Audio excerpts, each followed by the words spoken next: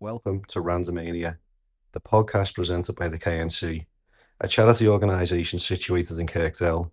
It was created by myself, Steve, a working class lad who was bored in work one day, and is hosted by myself and Tabia.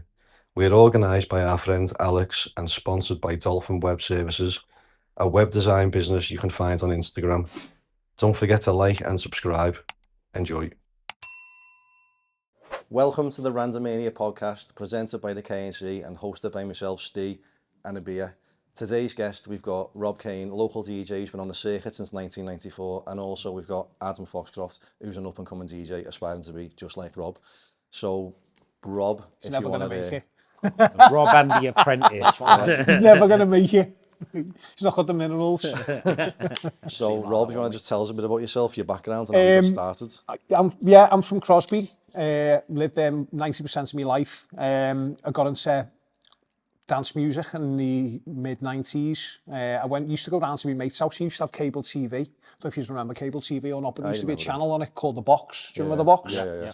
And used to be able to, with The Box TV, what you used to do is people used to call in and request the tunes they wanted to hear. And at the time, the Prodigy Out of Space, don't know if you remember that track. That was just getting played constantly on The Box TV. And like, I remember the first time I heard it, I was like, wow, what's this? This is amazing, like an amazing new music I've never heard before. Because in my house, we were brought up on like rock. My dad was into rock and he played the guitar. And my mum was into Fleetwood Mac and stuff like that. So it was an 80s thing though, weren't it? Well, I mean, yeah, well, they're children of the 60s. You know? So for me, this was just completely alien. They weren't into disco. Wasn't a big thing in our house, which kind of ties into house music nowadays. Like disco wasn't a thing in our house. It was all rock. So when I was hearing all these like four beats, break beats and all rave stabs and all that, I was blown away. My head fell off. I was like, couldn't believe it. I was like, I just want to hear more of this. Yeah. So I'm obsessive over stuff. So I just started getting into buying records. We used to have a record shop in Crosby Village that I used to go to, and the selection was shit, I'll be honest. And he used to sell stuff on, used to sell the Prodigy stuff and all stuff, similar stuff to that. But started going into town and then going to HMV and doing all the record shopping there. And I got into, got my mate of mine in school introduced me to a DJ called, so he got me onto a DJ called Stu Allen, who was a really famous radio DJ in Manchester. He had a radio show on a station called Key 103. And he used to play like happy hardcore and house music and stuff. And I was just like bang into it. I was obsessive to the point where I used to have like this crap old radio with like a wire as the aerial, and to get Key 103, because in Manchester I used to have to hold the aerial above my head and press record on the tape deck to record it. So I'd sit there for an hour like this, listen to this thing and listen back to it, and I go to the record shops and buy all the records. So I started buying records before I became a DJ. Yeah. The DJing side of it came as like a natural progression, because I'd be listening to other DJs' tapes and I'd be going, I like that tune that he's played there, but the track he played after I thought was crap. Yeah. I could do a better set than this myself. So I started getting into DJing and wanting to entertain people and play music that I thought was good to other people. So you were invested from an early age, really, then? Yeah, really. I was obsessed with it. I'm still obsessed with it now. It's been 30 years for me, and like I'm not slowing down anytime soon. Yeah. How did you know which genre of music that you were going to play? Because Prodigy's, is it different than what you play? They used to be more like drum and bass. It used to be really ravey years ago, like rave music. Nowadays it's kind of like it's somewhere between punk and drum and bass, I think, Prodigy, but back then it was rave music, so it was just a bit faster. I had all these like energetic like rave stabs and sounds and stuff in it. It was just dead interesting, and like that kind of progressed into me being into happy hardcore, which is that really fast stuff. I remember that. And that was like Club Kinetic and the Drome and Drome's over the water. The Drome was in Birkenhead, yeah. So all that type of stuff, I got really bang into it. And I was playing a couple of kids gigs doing that type of stuff in up until about 98, and then I decided I was going to move into the Scouse House scene, which was really big in Liverpool. Scouse House is kind of a broad genre because it covers a lot of different styles of music. It basically was just a term invented by one of the record shops to sell music that Lee Butler was playing in Liverpool. So it covers a lot of stuff. And that progressed into me playing like bouncy house, which was the That's sort of similar, Scouse and Bounce House. Well, it's fundamentally the same thing. Scouse House initially in the 90s was piano house and a bit of trance and some high energy stuff and big pianos and all that type of thing. Whereas the Scouse House is more like the donk. I always thought it got called Scouse House in Liverpool, obviously for the reason Scouse and Bounce in the Northwest. They were still calling it Scouse House in other places where they were selling that music. So if you went to Newcastle, they'd still call it Scouse House. It was only like the Manx who didn't really like to call it Scouse House because they don't have any association with Liverpool, do they? So the term bounce kind of came around in like 2006. But for us in Liverpool, it was always Scouse House. But for the vast majority of people nowadays, it's known as bounce. So you get on the music scene. How old was you when you started gigging it? Or was you going to nightclubs before? No, well, I started going out when I was about 15 because I had a beard when I was a kid, so I could still get in the pub. We used to go to the George in Crosby. I know what you mean. And the George in Crosby was like... That's around in Crosby, the centre, isn't it? It was a full-on rave. Yeah. Like, we used to go on a Thursday night and people would be on the garries and be dancing on the tables and everyone would be smoking. And even if you weren't drinking, you were on drugs, you know, it was just a crazy time. So I started going out back then. And then DJing, when I first got my first gig, I was 16. So I've been DJing a couple of years by the time I got my first gig. 16 is a young age, I was getting you. That's a very big, really, isn't it? Yeah. Especially then. So how was it like first time DJing? You know, getting what decks and vinyl. Yeah. And you used to actually mix the vinyls with 2 decks. And Yeah. How did you find the rhythm? How to tune the rhythm into the beat? So the fundamentals of DJing is you've got timing, so each track has a different BPM, beats per minute. And the idea is to sort of imagine you've got 2 basketballs and you drop them at the same time. They're your beats. So that's what you're trying to do, is you're trying to get your beats in sync with each other, so match the BPM. So you did that on a set of Technics with vinyls. What you had to do is you had to move the pitch control and tap the sides to get them in. And nowadays you can get a controller and a laptop and you can start DJing within a day. But whereas back then, that's what he spent but back then it took time, effort and skill. Real talent. Yes, because it took there's skill. no computer. It's all. You had to use your ears. It's If you your didn't use ears whilst you're listening to the loud music, but then you're preparing the next track. Which hasn't even been heard by the audience because you've got the headphones on and you're trying to get the timing right, before you even start mixing it. So it requires a lot of effort and great skill because a lot more skill than what it does now. You can't be a good DJ, especially who's doing vinyl work, and get the timing right. To be a good DJ, you have to be perfect with the timing. Well, it's not always about timing as well. There's a lot more to it than that. The way you blend it in. It's not only is your mixing integral to it, because you want it to be seamless. You want people to not realise the next track's come in until it's come in, and then they have the big hands in the air. But it seems like it's part of the old beat, the way you mix it in. So as you're mixing it in, people are, oh, the new track, and you get a little insight to it. You get a little, and then the crowd starts jumping, and then you're blending it in, and the crowd starts jumping more because it's like, we want to hear this, and they're like, wow, he's done such an amazing job. The hardest part about DJing has always been not the mixing part of it, but the selection itself. Right, okay. So reading a dance floor, going into a room, and I mean, I still do it now. I walk into a room and I can see a group of people and I go, I know that they're going to dance to this, and I know they're going to dance to it, and I know if I play that one, they're probably going to go to the bar or go to the toilet. So being able to read the dance floor has always been more important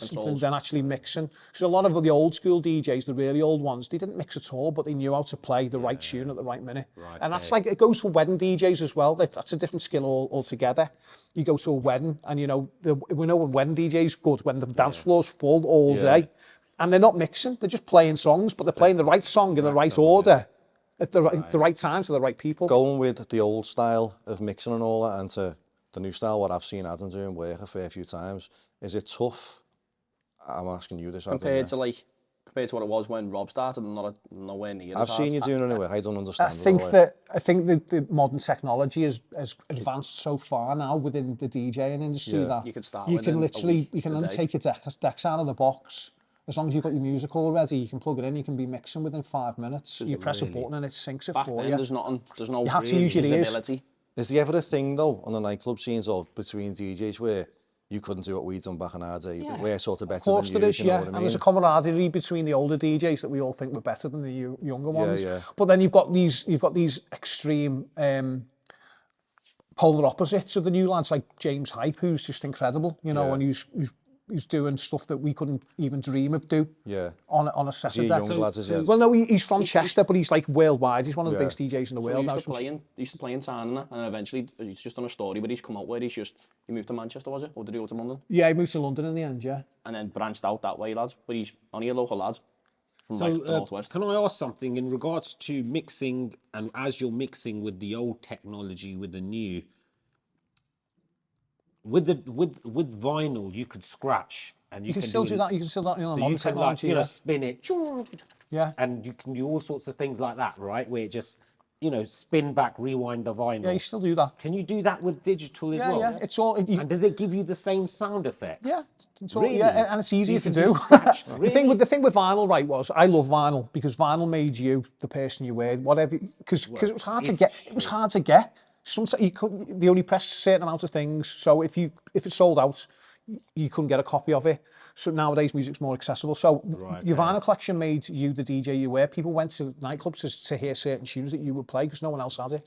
Yeah. So, but on the flip side to that, it was cumbersome, it scratched, it warped, it got covered in dirt and ale and ciggy burns, and it was bloody heavy. You'd be carrying 2 record boxes through Liverpool city centre of a weekend. Your arms would be like an ape's by the end of the week. Also, though, you had up-and-coming DJs who'd want to carry you 40, wouldn't you? Oh, yeah, of course you did, yeah. I had my fair share of them. I remember you'd get, because when we used to go to town and I've got mates who are DJs, they'd be like, fucking hell, get on him carrying the DJs for him, he's up his ass, you know what I mean? He just wants to get a slot next to him and all stuff like that. It was always, I used to do it myself as well. I had a way to get I had a mentor called Alan Holt, who used to be in the Buzz Club, and I used to carry his records for him. And off the back of that, I ended up working with him quite a lot, and it helped me career. Yeah. So, and it was the same with, there was a local lad called Mark McGee who used to do the George. I did the same for him as well. I used to lend him some of my records, and that's just how it was. It was a rite of passage. Yeah. You do get I'll ask him in a minute.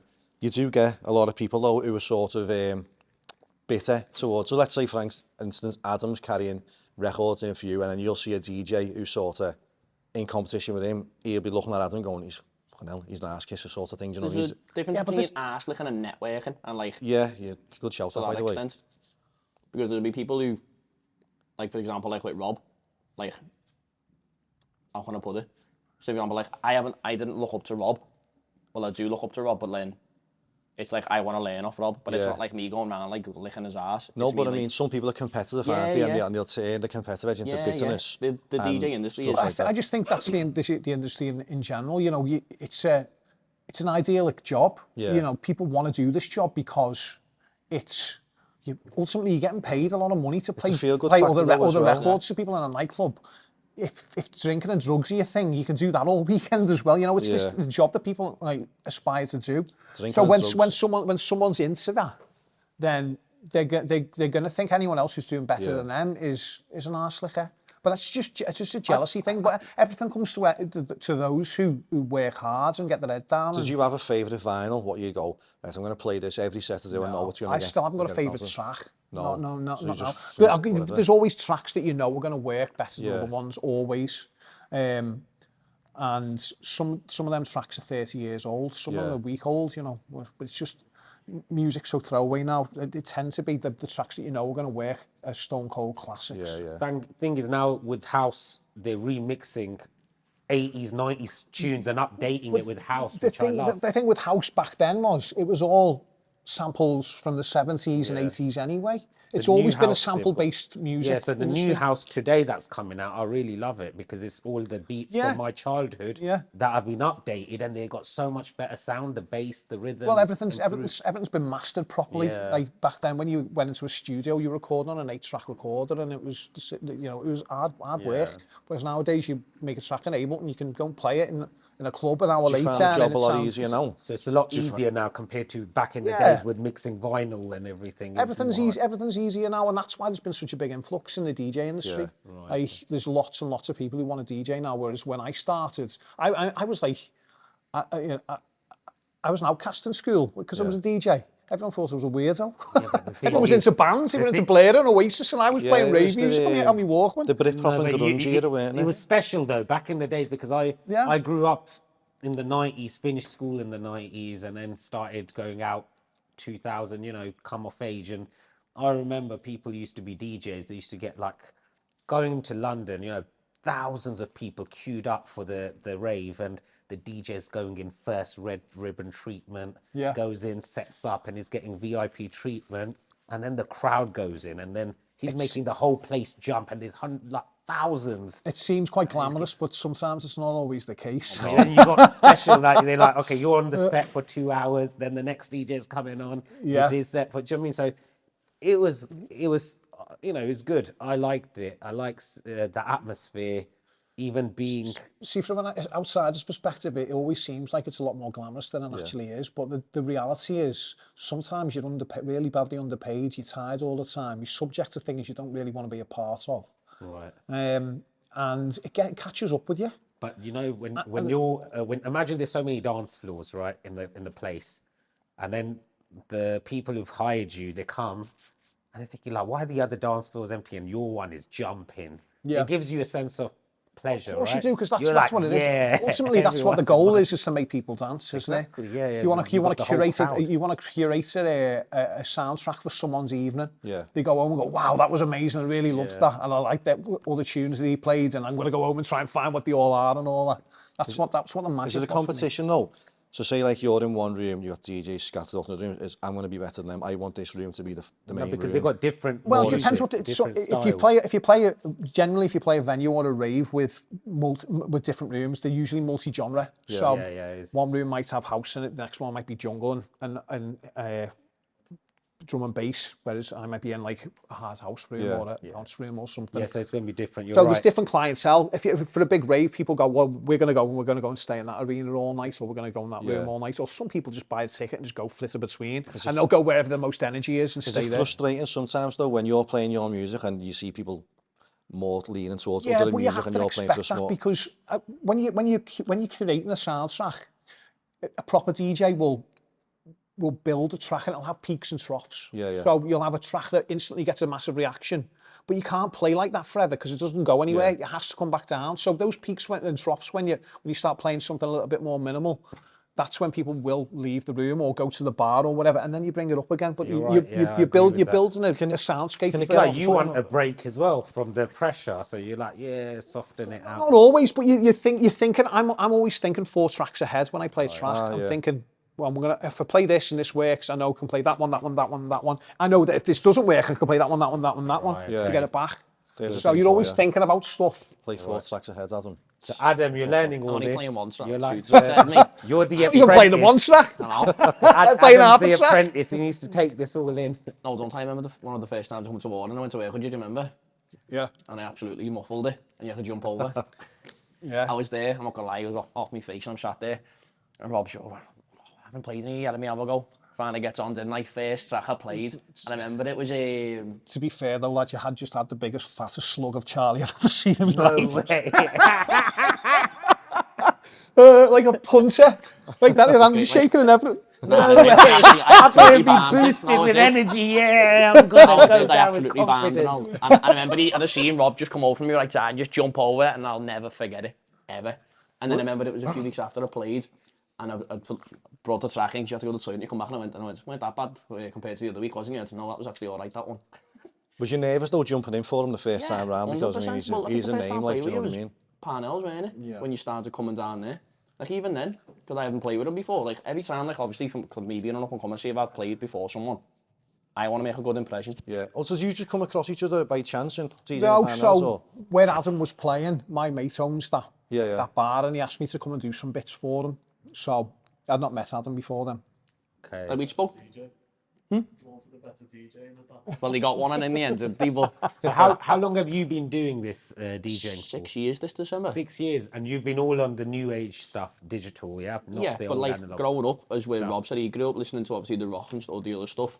Like I grew up, well, obviously my mum and dad were going to, like, my dad was a buzz club head, and my mum back then, Bootle, was like boss back then. Yeah, so then in Bootle we had Yateses, we had Sully's, we had the Merton. It's better than Town sometimes. We had a couple of other things as well, and I used to play Sully's all the time, and it was fucking brilliant. Sully's was brilliant. I used to play the George and then go and play Sully's the last hour or two. When it comes to it though, like, so what happened with me was when it come with that, So I'd be sat, my mum was the eldest of her sisters, so I'd be sat there listening to all the 90s stuff growing up while they're all getting ready.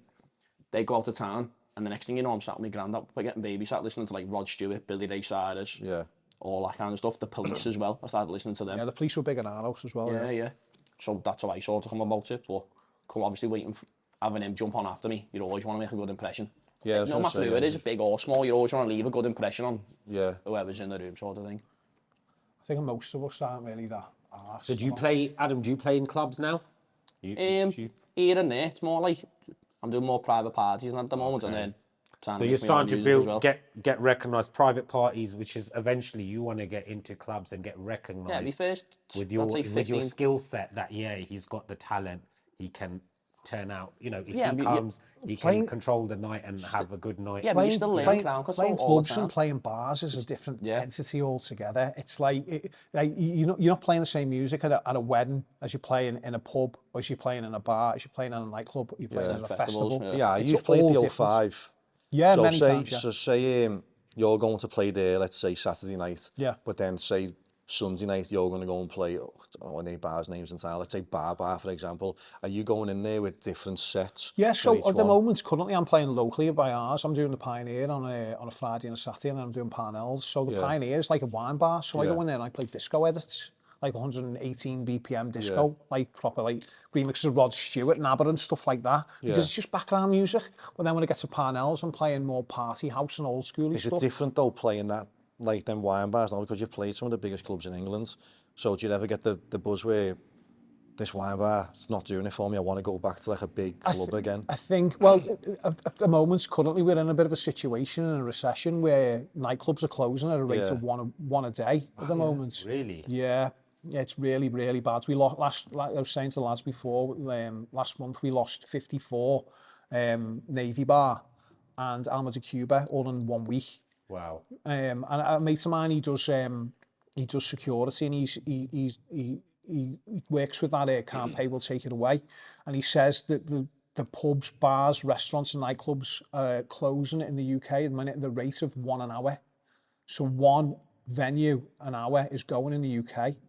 So at the moment, you've got to kind of just take what you can get. So I might not want to play low music in a wine bar, but I'd rather be DJing and making a living that way, playing music, than not doing anything at all. Yeah. It's better than getting a 9 to 5. I know, true, Yeah, And you know, 7 till 7, what we do. Well, you've beggars can't be choosers. No. You're known as well in this field, obviously, because you've been doing it for such a long time. So because you've got that skill set for such a long time, you know, people know that, we can rely on him. Yeah, of He's course, got the experience. So they'd rather have you than Adam, because they know that you've been in this business for such a long time. Well, you get what you pay for. When a lot of people have been in the industry for a long time, are professional, they turn up on time, they tend to not drink. I don't drink or take drugs anymore.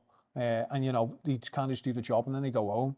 You do the job to the best of ability and you get what you pay for. So that's always the way. And it's the way in any industry, really. You're going to pick the person who's got the most experience and is the most reliable.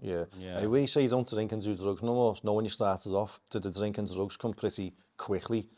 I'm a fucking absolute lunatic, mate. I was wild.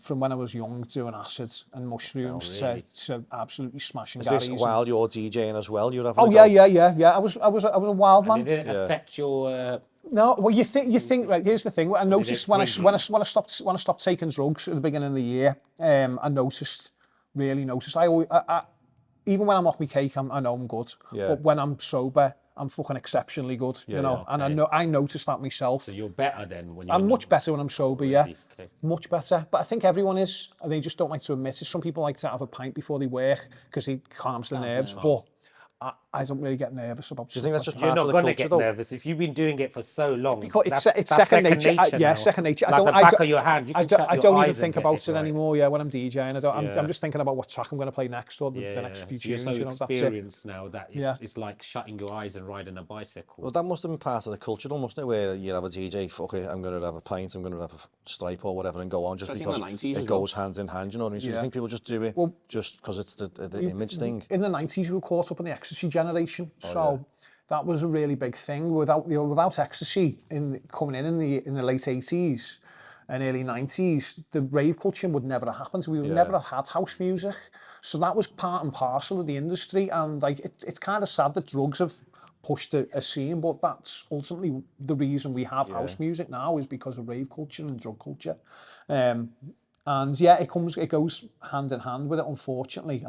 And it's very limited now that you'll meet a DJ who doesn't drink or do drugs. You know, it's good that you've actually you've got off it all now. Do you know what I mean? You're saying that you're playing better sober and everything like that, because those can really get a grip of people and just take them on a downward spiral. Well, it did with me as well. It did with me. What affecting you outside of? Yeah, I was arguing with my wife all the time and stuff. Yeah, it was just you know. But I'm 43, and it was time to knock it on the head. Yeah. And I think you've got to know when you've got to make that change in your life that you need to change it. And I did. I was done. Was it tough making the change? Was it like where you'd fall off the wagon and go, wow, well, it's only one, so I'll start again next week? Or was it right, I've stopped and I'm stopping? Yeah, well, I'd always intended to come off the Charlie like a lot of times, and just never did it, because I was playing in an after-hours club in town. And I was there for 7 years, and I'd start at midnight and I'd finish at 6 o'clock. Yeah. And I was fucking knackered. Yeah. I was fucked. And I was using that as an excuse a bit. I'm tired, I'll just have a patty. Yeah. That'll pick me up. And next thing you know, I fucking chinned a 50 bag and then nailed 10 bottles of beer. And then that goes on 4 nights a week. I was working 4 nights a week, so I would do it every fucking day, and he kind of fell into a rut. So I wanted to stop, but I couldn't. And then it all kind of came to a head, and I was like, I'm done. But when you make an excuse for yourself, you sort of think it's acceptable, don't you? Because I've given myself my excuse, so I'm going to just do what I want to do really now, do you know what I mean? Yeah. So it sort of becomes, you accept it yourself, so that's your excuse then, but it is sound that you've just completely stopped now. Like, yeah, I mean, I thought it was going to be harder than it was going to be as well, you know. How many grams would you go through over in a night? Like if you're doing I was never a big massive, like, I wouldn't do huge quantities of stuff. Yeah. But I'd get a fucking couple of half sort of 50 bag, and I'd nail that. Did you have angers on though? Because obviously people in the crowd are all off their bands and whatever. They're part of the problem a lot of the time, because you turn up to a club, and before people even offer you a drink nowadays, they offer you a line. Do you want a line? It's the first thing that comes out of people's mouths. Really? It's madness. Honestly, it's madness. You wouldn't believe it. Like, some of the things I've seen, and like, you know, some of the things people have offered me, like, someone offered me crack once. It's like, no, I'm all right, sir. Imagine that just smacked out of your head on the text. I know. It's madness, honestly, and it's embedded in the industry, unfortunately. Is it as big now as it was? Drug culture's just changed, hasn't it? I mean, because in the 2000s, was that when the Charlie come out more than that? Yeah, we started in about 98, and it was always considered a rich man's drug. Yeah. But then you realised you could get it half for 20 quid. Yeah. And you thought to yourself, you know, I've just made 200 quid DJing, it doesn't really seem like a lot. The nightclubs become a little bit more violent and all that when that come in compared to the pills? I think the violence has always been around in nightclubs, and nowadays we have social media, so it's documented. Yeah. So someone gets their head stoved in by a drum and some bugger's filming it. Yeah. Regardless of how it's happened, they don't know that person might have slashed someone or done someone in beforehand. They're just filming the drum and smashing their heads in. So there's always been violence in nightclubs and outside nightclubs, and people having arguments. You just see it more. Did you ever have any issues with the doorman and all that because if you were getting off your case? No, because when you work for a nightclub or a venue or whatever, you become friends with these people, so they've got your back. And you've got their back. Owners all right with you, or would they want you on there performing at best as you could sober, or would they not bothered how you come in as long as you perform? I was good at hiding it, me. Was you? Yeah, I think I was. I probably wasn't, but at the time I thought I was. I could still do my job. Yeah. I could still do my job better than most people could do it sober. I was going to say, I've seen you on some of them DVDs. We were talking about before we done this, the Tall Threes one, and what was it on? Bound 7 at 50. I don't know whether you were sober or what. Yeah, I know. But you seem back when I was a touring DJ, I didn't do drugs or drink, and I just used to turn up, play my show, and leave and go home. Yeah. My party was all at home then. Oh, okay. So do you used to tour everywhere, up and down the country, London? Yeah. London. I've only done London a couple of times because the music I was playing, the bouncy house stuff, was more of a northwest sound. Right, so I would go from Birmingham to very top of Scotland. Oh, really? But there'd be every weekend. Newcastle as well, then. Newcastle. I was in Newcastle once a week. I know they've got a mad nightlife over there. Yeah, well, they used to do. It's not like that anymore. They were really into like really hard, fast music in Newcastle. Music, yeah. They all had the tops off and they're all sweating on the dance floor. Yeah, I've been to a nightclub in Newcastle. I used to be in the cadets when I was younger, and we used to be always going up north and Newcastle, and I remember they used to have a mad nightlife, and then I heard Liverpool, but I think Liverpool is the best city for music. So and the Scousers and Geordies have got so much in common. Right. Like going back from the 80s and, you know, under Thatcher when we were all, you know, the city was desolate. It was the same in Newcastle. Really? Yeah, it was. They were really poor parts of the country, so we've got a lot in common. So we grew up with like this faster music in Liverpool, and it was the same in Newcastle. So the Geordies have a similar type musical idea as what we do. I've been out in Newcastle. I can't remember the club's name, but you had your people. They had the tops off and that. It's actually nice there, you know. I've been there recently. Oh, yeah, and it's really beautiful areas there. They were dancing around, and it was like they were having a fit. Where was it? Was it a big market? Was it? I don't know. I can't remember what it was called, but it was like a sort of hardcore club. We just ended up in there one night up there. In Newcastle, the style of music that was really popular up there was something called Makina. And what Makina is Spanish hardcore, Spanish happy hardcore, and it's like 165 BPM. I think it's absolute shite, but they love it up there. It kind of popular there in 1994 for a little bit, but then it fizzled out. But that stayed with them. I wasn't into the music, like, and I was looking at people and the proper off the cakes, and it really was like they were standing up, having a fit, how they were dancing and all that, and I was like, how are they enjoying this, do you know what I mean? But obviously... They're just expressing themselves the way they can, aren't they? You know, yeah, it was like a mosh pit, but for ravers. In Liverpool, in the 90s, in order to get into a nightclub, you had to have a shirt on, you had to have a pair of pants on, you couldn't wear jeans and a pair of shoes. Whereas elsewhere in the country, especially Newcastle and Sunderland, you go out in a pair of shorts and a fucking trackie and they let you in. Yeah, they're a bit different. It's a bit different, it was a bit different. Here it was high-end fashion. You know, we were all in Wade Smith every Friday getting our rig outs for Saturday, you know.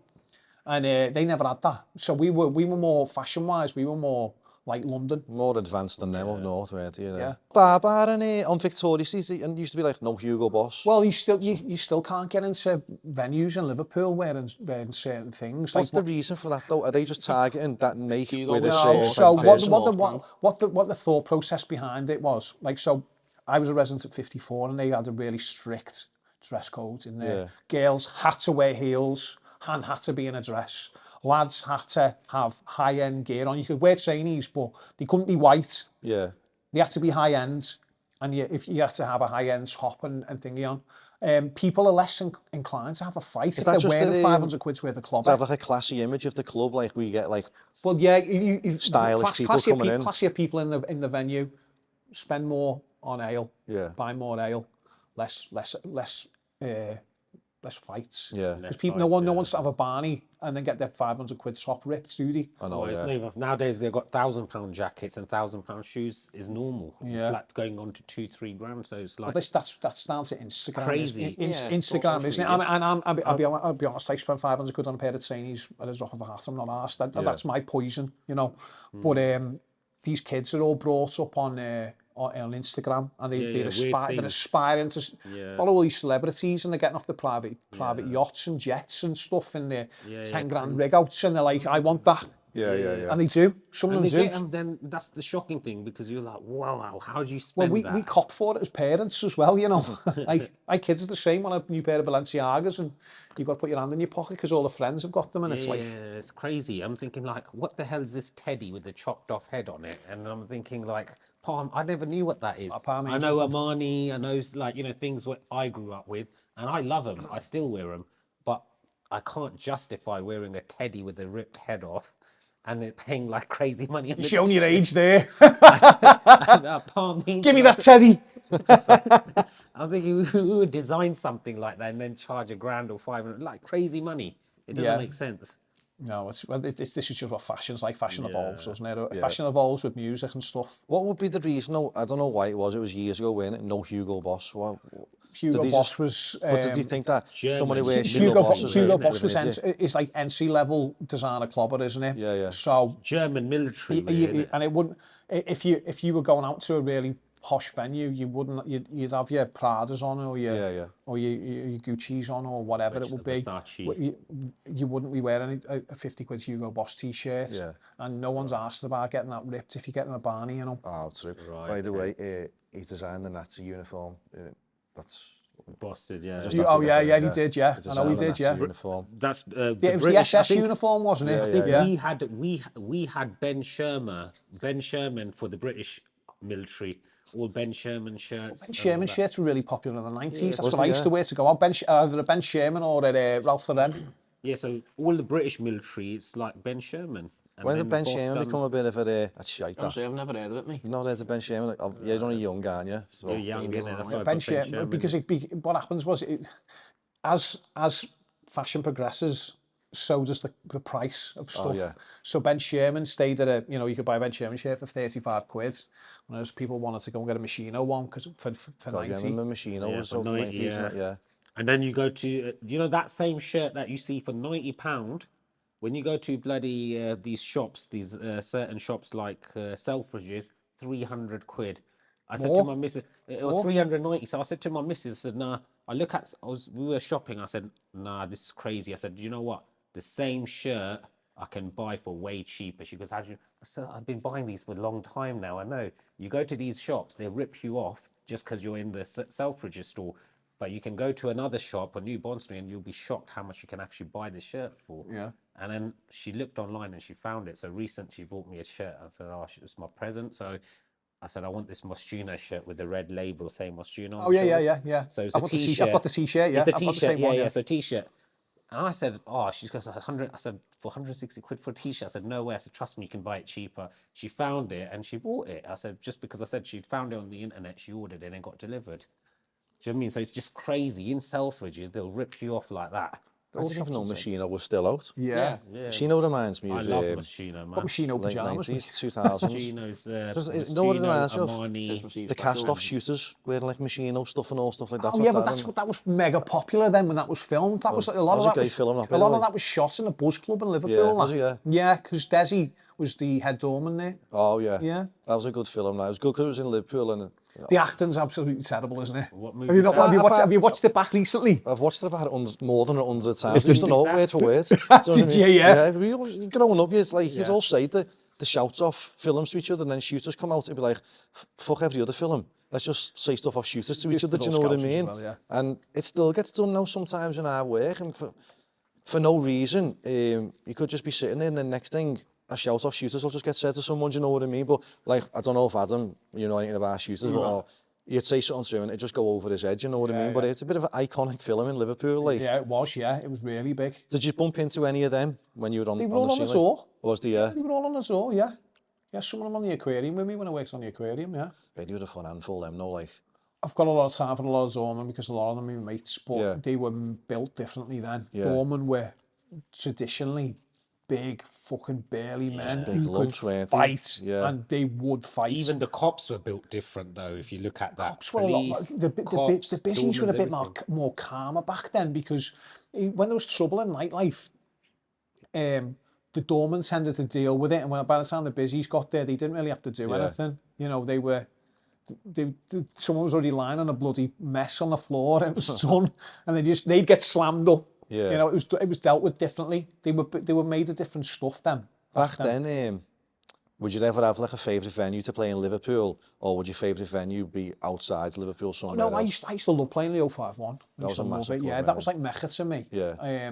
I mean, I played pretty much every club I've ever wanted to play in Liverpool, apart from the States. Was that a big known club around England, or the Northwest 051? Well, the 051 was built as competition for Cream, really. Well, it was already going, but it was intended as, because James Barton, who started Cream, was actually the 051 first. Yeah. So he started the 051 and then moved over to Cream. So it was direct competition with Cream, but Cream was more national. Yeah. So he had all the students moving to Liverpool to go to uni in Liverpool, so they could go to Cream every weekend. Whereas 051 was for Scousers. Yeah. So. Did you do the Sunrise after? Oh yeah, I was a resident at the Sunrise for a little bit. Yeah. So any family influence on music? Well, we were a big musical orientated family. It was music playing in the house all the time. My dad wasn't playing his guitar and singing and waking us up at 7 o'clock on a Sunday morning after we'd been out on the shite the night before. Then my ma would be blasting the radio and there'd be all sorts going on there. But the music they played didn't influence me into doing it. The fact that I liked something different, that was completely alien to them. They'd be banging on the door, "Oh, turn that shit off! It's the same thing again and again and again, dum dum dum on the roof and all that with the broom handle." So I wasn't really influenced by them. I've never been influenced by anyone else really. I always make my own choices on whether I like something or not. I never don't like something. How did your parents feel? Obviously, when you're on the nightclub scene all the time, and they obviously know what comes with it. Were they ever concerned for you and trying to have a word with you? I mean, they thought, because I was training to be a graphic designer to go and work with my dad. My dad was a graphic designer. He worked for a software company, companies making video games. And he worked for some really successful companies, including Sony. And I was training to be a graphic designer, doing art A-levels and all that type of thing. So that's what they had in mind for me. They wanted me to follow my dad's footsteps because I was talented enough to do it. Is that what your brother does, is it? Yeah, my brother's a graphic designer. He teaches art, but he's also a graphic designer on the side, so they wanted me to do that. And so when I said, I'm leaving college, they went, "What are you going to do?" "Well, some DJing and I'm going to go and work in a record shop." Their heads fell off. They thought I was a fucking idiot. But I was dead happy, making £15 a day in a record shop, working in a record shop and getting all my music for free and then going playing out. Do you think they were thinking when you said I'm going to work in a record shop, there's no future for you there? You're just going to work, you know, in a 9-to-5 job really, instead of getting a career out somewhere. You have got a career out of it now. But at the end of the day, my mum said to me recently, because my dad's dead now, but my mum said to me recently, "Your dad will be dead proud of you. The way you've done this, you've turned your hobby into a career, and you know, put my kids through school and." You know, we live in a nice house in Crosby and well followed and big name around England, really, aren't you? I played all over the place. That's good. That must be really refreshing, like satisfying to hear your Well, mother for me, it feels like I did the right. You know, it felt like at the time, you know, people telling you, "Oh, it's not going to happen. You know, it's dead hard for you out there. Why didn't you do something proper? Why don't you get a proper job?" And to see that the fact that I've actually done all right is good. It feels good, you know. Yeah, no, it is good because you know you had to go through the criticism that they give you and you know the onslaught when you were younger. I will tell you what, if you gave up with what they said, with the negativity, you wouldn't be where you are today. What, if you can't take criticism, you should never be in the music industry. Yeah. You must get 99 no's for every yes. Right. I mean, I couldn't. My day profession is I produce music. I've got a studio and I make music for people, and I've got a record label and stuff like that. And sending demos out to other record labels when you've made a track and you think it's fucking great, everyone just ignores you or tells you it's shit or it's not right, and you're like, the amount of doors that get slammed in your face, you know. Yeah. So it's always been a hard industry, and like when you start off, you're trying to get in every venue you possibly can, and everyone just tells you, no, we don't need another DJ. And you could be a million times better than the current person they've got DJing for you. Is it off-putting though? Like, you're getting told no, don't you ever think, like, it's not really worth it for me, and I'm going to pack it in? You've got to have dead thick skin, and you've got to get thick skin quick, because if you can't, you've got no chance. Multiple times I've sent him a track that I've made and he just comes back with, that's part of it's life, a bit better, but to be honest with you, Adam, it's still a load of shite. Yeah. I'm not that brutal, Adam. No, you're not. No, I don't. No, that's not what I say to you. What I say to you is you need to do this and you need to do that. I wouldn't personally play it as it was. That's what I tell you. All right. Do you find it hard though, Adam, or do your mum and dad ever think you do, because you know, we work together, but you're on the nightclub scene as well, DJing, did they ever say to you, no, pack it in? Because it's late nights and whatnot and all that, and it could affect your job. I work too much, obviously, because we work 12 hours, don't they? Moan, obviously, with the kids, obviously trying to find time with mates, and then work. They do moan that I'm literally on it all, like, I'm trying to work as much as I can, but as you look where he is now, considering when he got told, oh, no, when you get a normal job, which I still get told, well, so if you look at Rob now, do you think, do you look at that's where I want to be, I'm not going to give up? But again, I'd like to surpass Rob, but obviously, that comes with, there's no point having... That's exactly the attitude you should have. That's a good attitude. You shouldn't aspire to be where I am now, because I've been through some great times and some peaks, and I've been massive, like really big, famous DJ, and now I'm getting a bit older. I'm taking my foot off the gas. Yeah. So you should aspire to be what I was 20 years ago. You know. Well, the different me and Rob, because me and Rob like try and play stuff I'd try and make. is a lot more minimal to the stuff he makes. Yeah. So his stuff's a lot faster, but he could make the stuff I want to make. I've listened to Rob's music and like I've listened to yours in work, and I'll be honest, I haven't got a clue. Do you know what I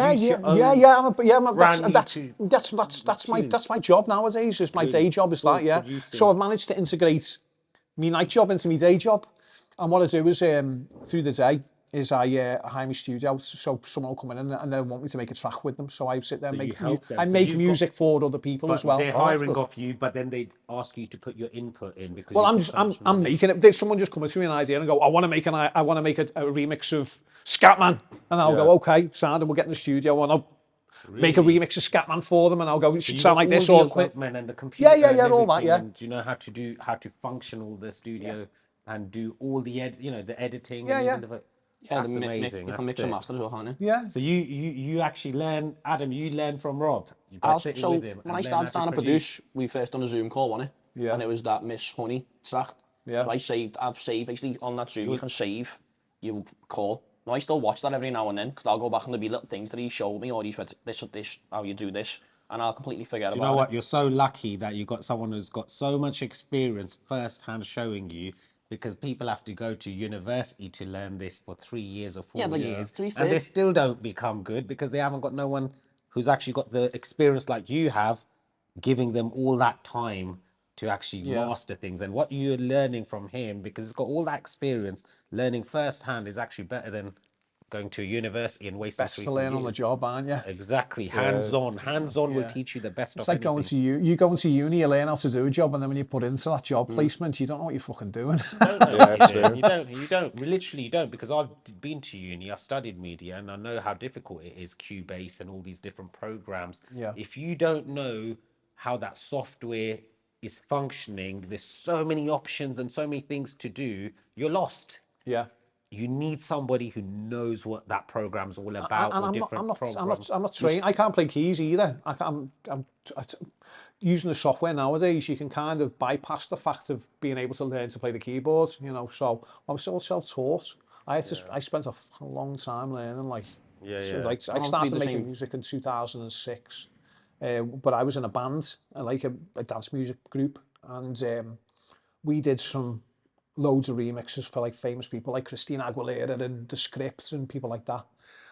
But I couldn't work the computer. I didn't know how to do it, but I sat there and watched the lad I was working with, my partner, and picked it all up. And then in about 2009 went away and started doing it myself. But I buried my head into Ableton. Yeah. Like every day I was on it. And I was watching tutorials in my spare time when I'm sat in the toilet having a shit. I'm on YouTube tutorials, you know, watching stuff every day, like learning how to do a new technique or make a new sound or use a new synth or whatever it is. Like Adam said there, he said, you're still learning every day now. Like you don't stop learning. You don't ever stop learning with making music production ever. There's always a new bit of software or a new VST or new synth or new something that you learn how to use. You know when you're coming through the DJs and you know when you get to your peak, do you ever get a bit of other DJs around the cities? You're the rivaling you or being funny with you and all that, then because you're at your peak and you're above them. I think music brings people together rather than. Well, it does, but people are always bitter and jealous of what you've got when you've got something else, and that's just a part and parcel of any industry and walk of life, I think. I tend to try and be as polite to people as I possibly can, because it's true what they say, you know, you never know who you're going to meet on the way back down. Yeah, true. You know, and I try and be friends with everyone if I can be. Sometimes it's hard to be friends with people who are just arseholes. When was your peak? What year would you say?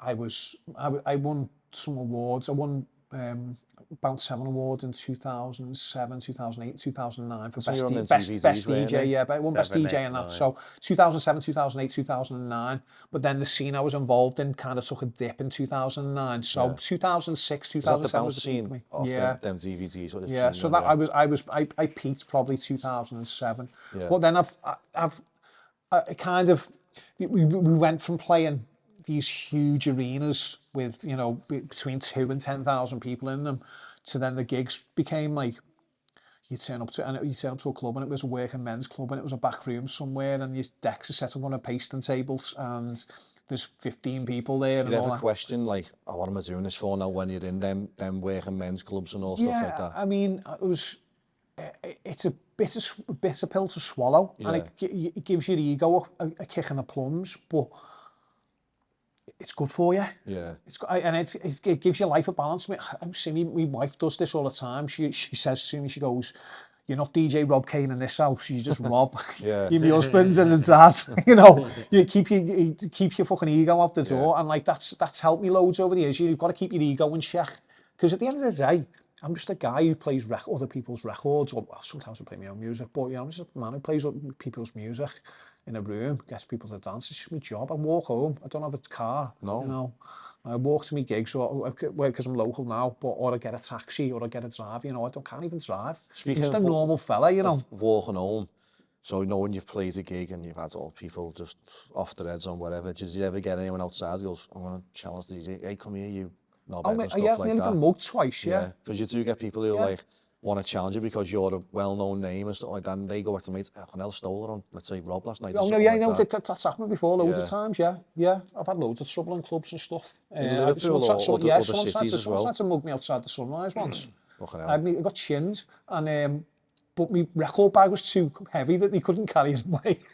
So I had to rob my records, but it was back when you were carrying a big box of records. But to pick it up, we went, fuck that. You know, do women come on to you when you're in the clubs? Not anymore. I'm not as attractive as I used to be. They did then, yeah. But when I was younger, yeah. I mean, it was one of the attractive parts of becoming a DJ was the women. All the women want to be with you. But yeah, not these days. There's been loads of instances over the years where, you know, if you're taking women back from nightclubs and don't want to them, you know, but not these days. Any past horrors coming to haunt you? Sorry? Any past horrors trying to come to haunt you? No, not really. I mean, it's always, when there's a big event on, like when we're doing Reminisce Festival or something, you'd always get inboxes off people you went to school with. Oh, really? All right, Rob, how are you? Yeah. Oh, yeah. So you know what's coming. You know what's coming, and it's always like, any Reminisce tickets? And you're like, nah. I didn't like you when I was in school, and now you're messaging me the ticket. People message you from back in school. Do you ever get like many people in school who were like idiots in school? Like started to pick on you all. I'm not saying you got picked on, but let's say, for instance, made fun of you and that, and now they're asking you, can you get me a ticket for this thing and all that? It's happened loads of times over the years. Or like, you see people and they go, who were fucking horrible to you in school. I had a hard time in school. I didn't really fit in. I was a bit weird. Before I was into music, I was into comics and movies and games and stuff. You know, I was a bit odd, and like not like everyone else. I wasn't into footy, so I was a bit of an outcast. So people were mean, and I hated school. I struggled trying to fit in with people, and generally people weren't very nice. But I think people weren't very nice back then in the 80s anyway. In the 90s, there was people. Everyone was battered at home and like come from fucking rough upbringings. And I know I was filled in as a kid, like so people were fucking rough. And yeah, you'd always get. Sometimes you see people and they go, "All right, Rob, how are you?" And you go, "Yeah, I'm all right. You still DJing?" "Yeah." "And you do well, you know, lads." "Well, why the fuck didn't you tell me when we were kids then?" You know, why weren't you like that? Why weren't you positive about it? Why were you ripping me about my music when I was a kid? You know, so, but that tends to come full circle, I think. When you're doing the nightclubs as well. I think people who bullied you forget that they were knobheads when they were kids. Yeah, well, they think everyone else was a knobhead.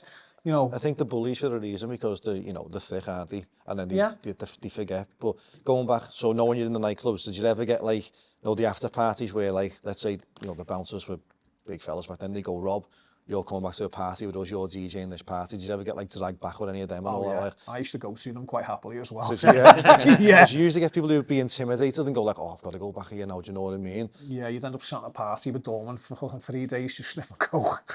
It was just nuts. And then you're trying to escape and they go, "Where are you going?" And you go, "I'm getting off, I've got to go home." "No, you're not, you're staying here."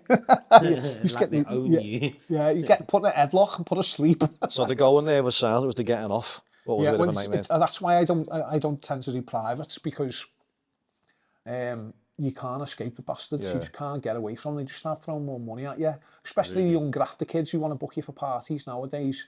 They'll just keep throwing you 200 quid to stay another hour or another 50 minutes or whatever. Nah, if they want to throw more money at me, I'll happily stay there. The next thing you know, you've been there for 3 days, you know, and you're playing music. And I don't know about yourself, but like when I play really long sets, like when it comes to 8 hours in, if it starts to feel like a fucking chore. I'm saying, do you ever get bored? Like you've been doing it for 8 hours, like.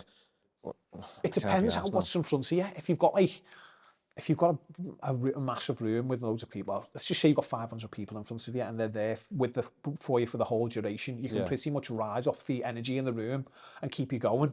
Have you played, that place where Spaced Out, is it? No, not yet. No, I see that the Leiden was a boss club when I was a kid. And I always wanted to play in that room. I never knew what it was until he started playing. I just thought it was... Yeah, I've got something in the works. I've spoke to him about we're going to try and get him on and do something like, but as of right now, we've only got the one.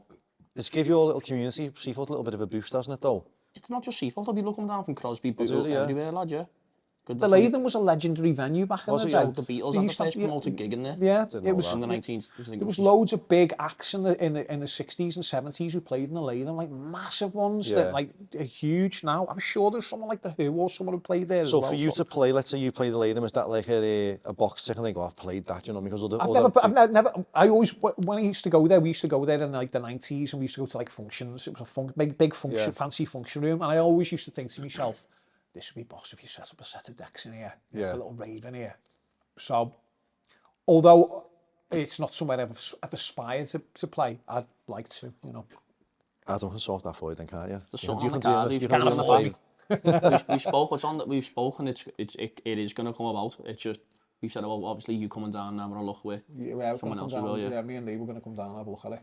It's a venue space for, they want to do anything in there. And I said, they want to do, so every Sunday for like a community sort of, they do something for everyone and the kids and all that stuff, but obviously like Friday, Saturdays, they're having like events on, hiring out to here, hiring out to there. Do you ever do the 051 reunions? Are they still going then? Yeah, there was one last week. Yeah, one last weekend, yeah. They haven't been booking. They've only been putting the residents who were residents in the 051. So when I started playing the 051, I was kind of brought in at the end before, like about a year before they closed, and I was playing once a month. So I wasn't classed as a resident, although I was there really regularly. So I haven't played any of the ones since they've reopened. I've played in the 051 since it's opened back up. Yeah. I've done 2 events there, but they weren't 051 promoted things. They were outside promoted. Have you done Reminisce since it started, or? I was part of the original Reminisce. Oh, was you? Yeah. So when Reminisce first started, I had an event in Liverpool called Make Some Noise, which was coincidentally in the 051, which I ran with one of my partners, John Neal, and Lee Butler. Lee Butler was our other partner. So when they started Reminisce up, they came to me when we're doing a festival where we need a second arena. Can we have Make Some Noise as the second arena? And I was like, fucking right, yeah, go ahead, yeah. They went, just book the DJs, sort it all out, do the times, everyone's slot times and all that, sort out the logistics for everyone you need to, pay you a wage, and you run the arena and DJ, and we'll give you some dough. And I was like, sound. It's gained popularity all the years, Reminisce, like, hasn't it? Because it's got bigger and bigger as the years have gone on. I was stage manager for that arena for 6 years, 7 years.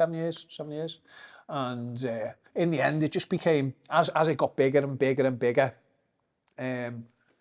you face more hurdles as a stage manager doing stuff like that, because you've got artists flying in from different countries or different times, and you've got to sort the logistics out for them and got to make sure someone's at the airport to get them into the festival, and then you've got to get them to the dressing room, then you've got to make sure the performance riders there, so they might want fucking 500 white towels and a bottle of Evian water and 600 green Skittles in a milk bottle or whatever it is, and you've got to sort all that shit out for them. So the logistics involved in all of it became a bit of a headache for me, and I found myself on the day not enjoying it. And all I could think about was getting on the decks, because I'd be able to take my headpiece out and just DJ for an hour, and that would be me downtime. And it'd be, as soon as you finish, you're back on the headpiece and you're going to pick the Wenger boys up and take them to the stage or whatever, you know what I mean? It was just, throughout the day, I'd be arguing with people who are booked, and I was been mates with for 20 years, because they were too off the cake to go on stage, or they were late, or they were just being a pain in the arse and messing around backstage or whatever, and I was just like, does that put pressure on you though, where so you've gone to get them, they're playing, and then you grab them, and then they're just a mess, and they can't go on stage, doesn't it? Because the whole idea of a stage manager is to make sure that the show runs smoothly from the start to the finish, and there's a scheduled time. So this person's on at this time. That person's got to be playing their last tune 1 minute before that person goes on. Yeah. Or then they've got a PA on. They've got to make sure they've got the mics wired up on the stage.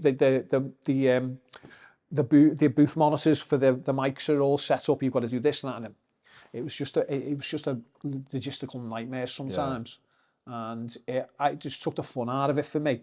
I already hated running events when I was doing them myself because I used to lose money all the time.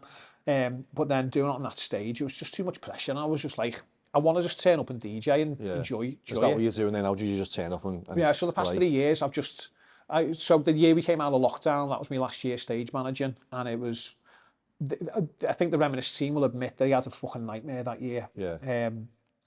The PDQ machines went down just before they opened. They had security issues because when we come out of lockdown, all the lads who were badged had all fucked off to go on the taxis. So there was not enough security, so we had to outsource security from other parts of the country, and they didn't give a fuck. They were just letting people jump over the barricades and all that stuff. It was chaos, and that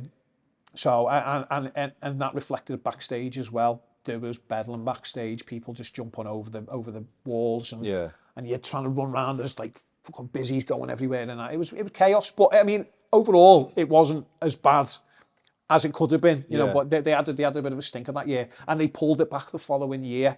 And it's the safest festival in the UK at the moment, as I'm aware of. Yeah, they completely called it back, but I was just like, yeah, I'm not doing this anymore. Everyone's just fucking nuts and doing me head in. Yeah. And I decided the past 3 years, I've just turned up 5 minutes before I play, and I've ran up the door 5 minutes after I've finished. That's all right, in and out, isn't it? Just see what you're doing. Just in and out. Stage management there. Can you see about riders and stuff? So like the riders, what's like the weirdest thing you've had on someone's rider?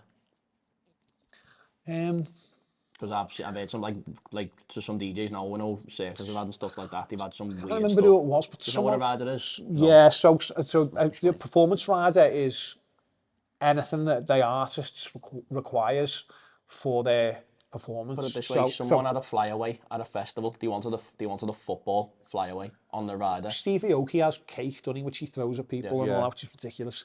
But like most people, it's just, for me, it's just three CDJs, a mixer, and a bottle of water, you know, and that's it, and a monitor in the DJ booth. But some of them, like Venga Boys, for instance, wanted 30 white towels. They got the 30 white towels. Quite racist, that though, isn't it? No, well, you could say like with the black towels leave black fluff on you. But the 30 white towels turns off when they were brand new. So when you rub them on yourself, you left them with white cotton, so you have to go and get them dry cleaned. You know, 30 by dry cleaned white towels. Imagine Steve Aoki there. He's got his cake. Let's say it's full of nuts, for example. Someone's allergic to nuts, like, fuck off. They love it though, you know.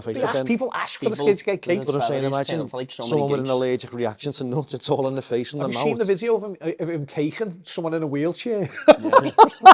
Just slams a big fucking gatto in someone's chops. They're in a wheelchair. I mean, some of them performance riders are mental. Like, what's the reason for I want this? Is it just because they can get it? Do you know what I mean? It won't be yours, Adam. Adam's just happy with the bank, innit? I'm happy with just getting experience, me, like that, like, that's me. Most of us don't give a shit, but people started putting weird things on riders years ago. I think it was AC/DC or someone said that they started requesting a tub of M&Ms, but they only wanted the brown M&Ms. No, that's off what's it? Wayne's World, isn't it? And that Del Preston says Ozzy wouldn't go on stage unless he had a large brandy jar full of brown M&Ms or something like that. Yeah, but this started before that, right? So the reason they did that was they send a tech rider over, so that's all your equipment. So it might be, if you're in a band, it might be certain microphones and a drum set and all that. Van Halen it was. With the brown M&Ms, it was Was it Van Halen? So that's Van Halen, right, okay. Wayne's World must have that story from Van that. Halen, yeah, that's right. So Van Halen, they used to request weird things because they knew that if they got that right, Yeah. the brown M&Ms in a fucking jar, they know that the other side of the tech rider would all be right. So when they got on stage, all the mics would be working, all the lights would be right, everything else would be right. If the attention to detail's there, they know the attention to detail's there. It's a good test, that, like, isn't it? And that's the reason it started. But people started taking it to the extreme. Like, I heard a boss one that Mariah Carey wanted someone to paint her green room pink, and there needed to be 3 puppies in the room, and one of them needed to be spray painted pink. You know what I mean? That's which is just fucking insane, isn't it? I heard one. Some of the lads do it for like some big events. I won't say the names and that, like, but some DJ wanted a footy, like a flyaway footy, and he kicked off big time backstage because he didn't get a flyaway. So you know what he had to do? He had to run out to the Tesco or somewhere while he would like I didn't know they still exist, flyaways. Yeah, just like a little white and black. I know flyaway. they are. I mean, that's what he ran out and got one. Had to bring it we only back. had flyaways in Casey's growing up. We didn't have all these new footballs. No, like just flyaways. And one of the lads was telling me he booked a DJ. I think it might have been DJ SKT. He's like a tech house DJ. And when he got his performance rider, on the rider it said, just whatever gear it was. And then it said he wanted a fridge magnet with the location of where he was. So they were in Chester or someone. So he wanted a Chester fridge magnet. Yeah. That was part of his rider. So he turns up and does his gig, and my mate gives him whatever he gets, like drink wise. And then he passed him this magnet, and he went, "This is the 6th club in a row I've been to where someone's given me a fridge magnet. Why?" He went, "It's on your performance rider." He went, "I've never put it on." He went, "It must be my fucking agent." So the agents have been requesting it because they knew if they got the fridge magnet, everything else was right. That's a good tactic, that though, really, to just... Yeah, but he didn't know why he was kept giving fridge magnets. He was like, "What the fuck's this?" Yeah. Another funny rider thing, my mate Steve was telling me he booked this DJ. I can't remember who it was, but he said in his rider, he had specifically said, "I only drink this particular type of Coca-Cola. It was a Mexican Coca-Cola. He said that I'll only drink that. I don't drink anything else when I'm working. I don't drink alcohol. I don't drink water. I just drink this Coke." I can't remember what Coke it was. It was some mad Mexican Cola it was. So my mate Steve said, I was flapping because I couldn't find it anywhere. He said on the day of the event, I managed to go to this mad convenience store somewhere on Smithdown. I found 1 can of this Coke. He said, so I took it back to the club while they were all setting up, and I put it in a bucket for them. They only had one can. I put it in the bucket for them because that's all I could get. He said, and then I went away and went and picked him up from the airport and took him to the gig. He said, by the time I got there, the light technician had drunk it. So he just nailed it. He said he'd been looking for it for a week. Did you have any particular riders? Rider. Did you have riders? Did you have any particular I was never ones? asked. I was just getting... I know what yours would be, Adam. Yours would just be to get on the carriers in work. That'd be your rider, wouldn't it? It would, lad, yeah. Get a bit of training for once. He has a bit of stick in work about getting a certain job role. Yeah. That's what I also be just to get the carriers. Any type of training, like, because they all they like is the yes men. But let's not speak about that. I know, yeah. Someone else. Why? Yeah. Because Adam's Adam, and he can't keep that shut sometimes. No, because I'm not a yes man. No, we'll go off that now. I just wanted to give you a bit of stick about that. Any horror stories or funny situations or highlights from your career? Interesting. Horror stories. Yeah, I've got loads. I've got loads. I was going to play this festival in Bilbao in Spain, northern Spain, and it was me and one of the lads, a DJ with John. We were going over to play, and it's this festival called the Bumping Festival. Happens once a year, and it's all like really fast, bouncy music. And we had a connecting flight. We had a flight from Liverpool to Barcelona, and then from Barcelona to Bilbao. And we got to Barcelona, got off our plane, and we were walking over to the next gate to get our next flight. And there was a national airstrike. So every single air traffic control in Spain went down, and they went down for a week. So it was the first time it's happened since the airports had been built in Spain. It was called the Wildcat strike. It's dead famous. So we got caught up on that. So we were in between. We're thousands of miles away from home and thousands of miles away from the next gig. So we're sat in Barcelona airport. my mate John's got an upset stomach, so he's shit his pants in the airport. And we just sat there going, what the fuck do we do here? Because we're going to miss the gig. The gig's in a couple of hours' time. Called the club promoter up, and he said, I'll call you back in a minute. So we're just sat in this airport. There's no one there. It's completely empty. We've got no food, no currency. I think it was before they even changed over to euros then. I was just sat in this airport, just waiting. Phones are all dying. I haven't got the right chargers. And he calls us back and he goes, we're going to send someone over from Bilbao to drive and come and get you. So someone drove from Bilbao to Barcelona. It took them 6 hours to pick us up and then drive us back to Bilbao. So we ended up playing the festival the next day. So the festival was put over these two big, massive super clubs. So we ended up playing and then played this second super club the next night. And so up to that stage, loads of shit had gone wrong. And then we ended up playing the gig, which was good. So we ended up getting to play the gig and getting paid. So then we had to go home, but there was still the air traffic strike. So we had to then drive across the border into Bordeaux to get a flight from Bordeaux. But the only flights from Bordeaux were to London. So we went from Bordeaux to London, got off it, went to Euston Station, got to Euston Station, and there was a fucking train strike. Oh my God. I mean, mate John was going to Vegas in like 8 hours or something. So we were waiting at the train station for fucking hours for the trains to start up again. Finally got a train home, and anyway, the weekend was complete. So that was a bit of a ball ache. I was away from the family for a couple of days. But I got caught in the snow once as well, which was bad. We were on our way to a gig in I can't remember what it was. It was at Rochdale or something like that. It was by them ways. And me and my mate Stu, it started snowing when we got on the 58. And he went, lad, it's snowing here. What do you want to do? I went, let's just go. We'll be all right. I need to get to the gig. I had like 3 gigs that day. That was my first of the day. And got halfway up the motorway and the traffic just stopped. And it was smashing down with snow. Like, it was bad. It was that year they'd proper. It was. I remember we had full national lockdown. It must have been 2010 or something like that. We had 2 occasions I remember, because one was when I was really young, early 2000, and then one was later on. We had 2 separate occasions where the country went doolally. Yeah, it was nuts. And it was nuts. It flooded it, and people had to leave their cars on the motorway. Yeah, we were stuck. We were stuck on a motorway, and I was like, we're not going to make this gig here. And he was like, what should we do? I'm like, well, what the fuck can we do? There's like 1,000 cars behind us and 1,000 cars in front of us. No one's moving and the snow's this thick. So anyway, he ended up sitting in the car for 6 fucking hours until the plows came out and started moving the snow away. Said to him, well, there's no point in us going anywhere now. We may as well go home.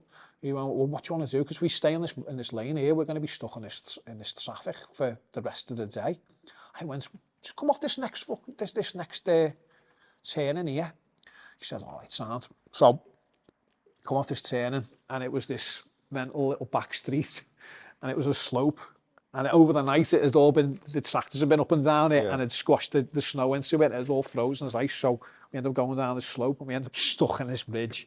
And we were there for another 10 hours until someone told us out. But I ran to get help from this farmyard, and I jumped over this fence to knock on the door, and there was these 2 big fat Dobermans in the thing. Just started barking at me. Then they would give me a leg. I was like on the ice, like Scooby-Doo. My legs were moving, and I wasn't going nowhere. I had to jump in the car, and we were eating snow, and because we had no drinks or nothing. And we were there for like 12 hours or something. It was mental. I'd have been stressed there, and I won't lie there. I don't know, you lasted 12 hours. Yeah. Just sat off there. Our phone batteries were dying, and the battery in the car was dying as well, because we had the heating on, because it was snowing, because it was freezing. So we just sat there like this. It was mental. And then someone ended up towing us out. Some fella just come out of his house and just towed us out. It was fucking made up to get home. I slept for about 20 hours that day. But yeah, I've had loads of mad trips like that. Because I don't drive, I was always dependent on someone taking me somewhere, and that's where the problem arises. The lad who used to drive me, he's reformed character now, but he used to be a bad cokehead, and like I remember him just not turning up one night, and I was just like, I've got 3 gigs and I've got to go here, there, and there, and he just didn't turn up. And I was like, to get a lift off a doorman. I'm surprised, Rob, you never learned to drive. How come? I am as well. I'm a meth. I just couldn't be arsed. It was always like, I was always working in Liverpool or initially, and then when I started getting gigs, temptation, like, oh, these nice cars at this hour, I feel like having a drive. Yeah, I mean, but you know, the thought of the freedom is the most appealing thing to me. And obviously I've got kids, I've got 2 kids, so really I should have like learned to drive so I could take them nice places. Does your missus drive? No, no one in our house drives. Really? Yeah.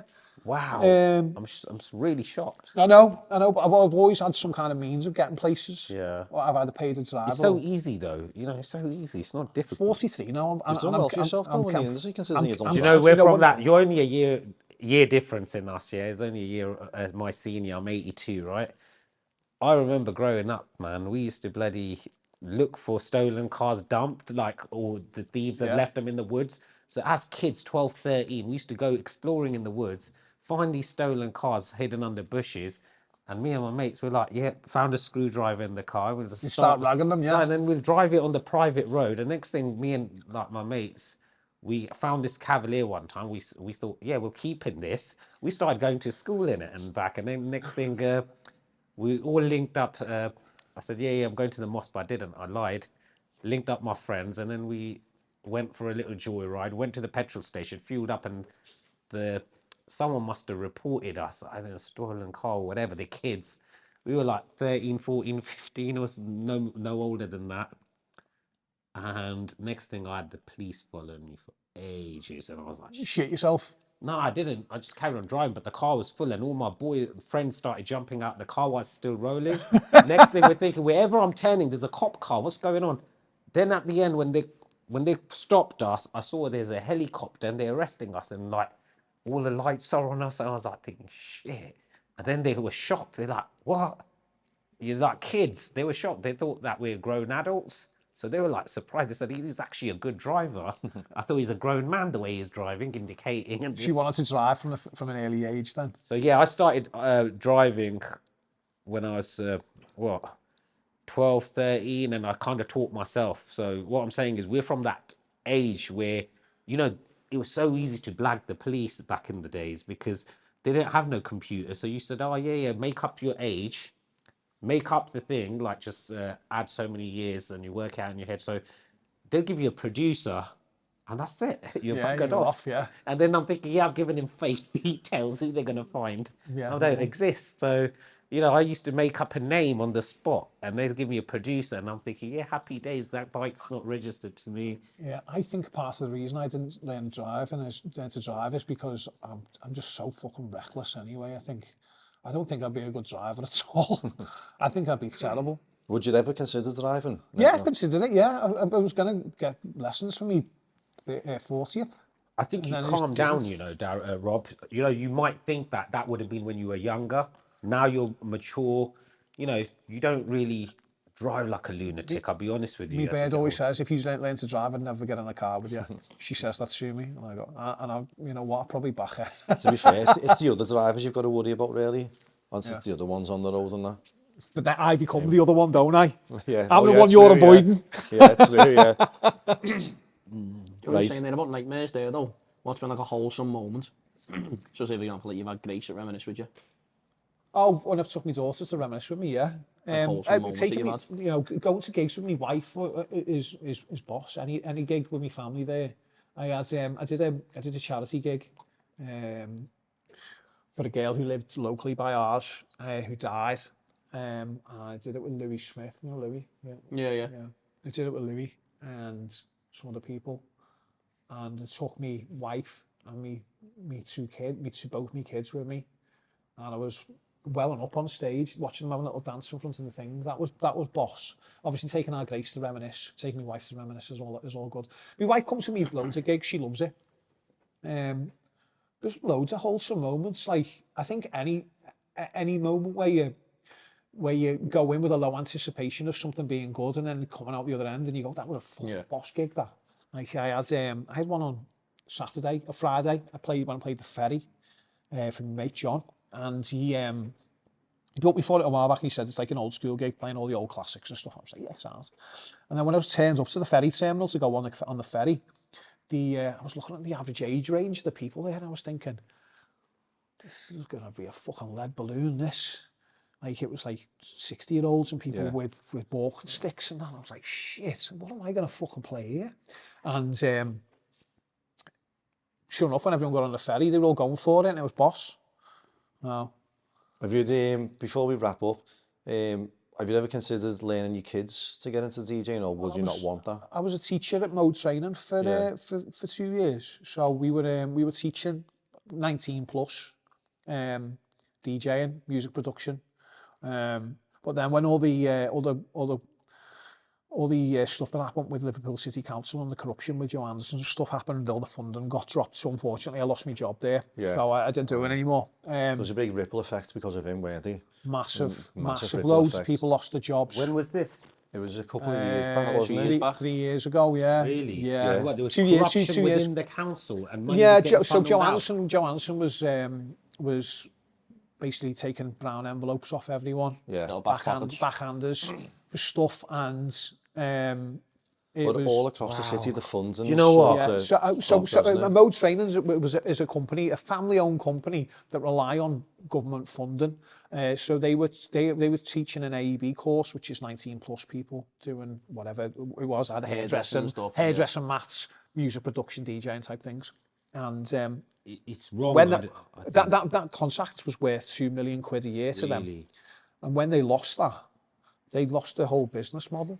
So, and that was all because Joe Anderson's, although they're obviously Mode Training are completely legit and always have been, because Joe Anderson's thing gave them the money, authorised them the money, it meant that they were then not going to get it the next time under new ones. Plus the Tories took over, so the Tories took over the bids. The thing is, Labour are just as bad as them now. But the thing is, it's not fair because they're all they're just two sides of the one arsehole, aren't they? This city's been attacked by the state for a long time, and they don't deserve it. They don't deserve it. I remember it in the 80s.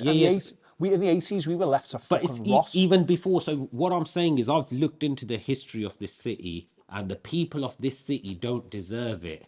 Because this city, for what it had, because of the port, this was the main port for business for hundreds of years. Yeah. Because everything came into this country through ships. There was no flying machines. So you got to understand that the first black people that ever came into this country were through ships. The first Chinese people ever came into the city was through ships. Because we were the biggest port in the UK. The oldest Chinatown in the whole of England is actually in Liverpool. Oh, is it? Yeah. If you research it, Liverpool Chinatown is the oldest. The oldest Chinese people who are established on these lands are actually in Liverpool, and the black race, as well as Asians. When they came, there was no planes. They used to come through ships, and there was a lot of money in Liverpool. What they done was I looked into the history. 1911, they had guns pointing. Churchill had 2 battleships pointing guns at the docks. 2 dockers died. I was like, wow. And then the union was born from Liverpool. The union that we have, which is nationwide, the head office is in Liverpool. And why is Liverpool strong on the union? Because the union has stuck up for the people of Liverpool and the workers' rights. Okay, it's born from Liverpool. And then the union is so powerful because the union fights for the people, right? Yeah. And the people were working class. And then you go fast forward into the 80s, Margaret Thatcher came into power. That 10 years, the government's agenda was to bring Liverpool into absolute poverty. Yeah. That was the government's agenda, to force Liverpool and the population of Liverpool into poverty. Over what? No reason. Because Liverpudlians are sticking up for themselves, working people, whatever. They were made to look like criminals when they're not. And then in 89, 96 people died with Hillsborough. So when you said about the Geordies, I'm sure it was around there. Hillsborough, is it near Sheffield. Sheffield, okay, so not far, but still it's heading that direction. But then you look at it, 96 people died at the football game. It was covered, and it was through police. Yeah. Police covered it all up for 30 years. Only recently justice was given, right? they overturned it. But no can you imagine the people who had to suffer and say, oh, these people died because they were pickpocketing, they were stealing and robbing others. That's why we attacked. You know, they made so many lies up. So that means criminality. The police force done acts of criminality against the people of Liverpool. So this city has got a lot of history. I can see why the city and the people are against the state and why they say. I don't think that's going to change in our lifetime. I mean, why, you know, why they say we are Scouse, not English, and why they boo the national anthem. Because when you learn this history, for like, I've come from London, I've moved here, but I've had really, really good interactions with Scousers from the Navy when I was in there, and then even when I was, you know, in the custodial sentence. Like, I met Scousers and they stick up for the underdog, and now I know why, because I didn't know all this history. You know, this history is very rich. I don't know if the did you know any of this? Yeah. You knew all of it, right? So I don't know if the youngsters know this, but, you know, there's a lot of history, and I've got a lot of empathy for the Scousers because of this, because, you know, the world it's not going in the right direction, let's just say, you know. A lot of divisions and all sorts, so... What a somber note to end on. It is something, but it's sad. But at the end of the day, it's the truth about this city. Now, what we will end on is, do you ever see yourself, you know, teaching your kids out against the industry, and then you watching them perform on a we've loads of the people who I taught at Mode Training have gone on to do great things. Yeah. Like, there's loads of them, like just regularly DJing in town or making their own music, getting on big record labels. It's it's great. It's dead rewarding. I find it really rewarding. That's the reason I wanted to do it in the first place. I didn't want to be a teacher, but I wanted to give something back. That's good. Because I've took so much out of it. Yeah. I want to just go, well, I know all this, so here's some of this knowledge that I know. Yeah. You go away with it and do with it what you want. I think you should still pursue that idea, because just because something bad happened in the past doesn't mean to say that in a year down the line I just something haven't got fresh the will time open at the up. moment, otherwise it would still be give an you output. self-satisfaction maybe, but then with your own children, are they into music? No, not really. No, when my eldest daughter's into rap, she goes to concerts and stuff. My youngest, she's 12. She likes TikTok. That's what she's into, you know. Oh, you're lucky you got daughters, man. I don't know if that's lucky or not, you know. I want a daughter, man. I think if I be blessed with a daughter, I'll be happy. Ask as well. 2 questions. 1, did he do it? Did he do it? Did he did it? 2, did you ever go to any Diddy parties, or did he? You know what? No, did he did it? And you know what? If there was enough drugs back in the day, I probably would have gone to one of Diddy's parties. Yeah. Right. This has been the Randomania podcast, and that's been Rob Cain. Nice one for coming on, mate. And also, Adam's been on it with him. He's been there. Do you know what I mean? Just follow us on all platforms. We'll be setting the platforms up very soon. Nice one.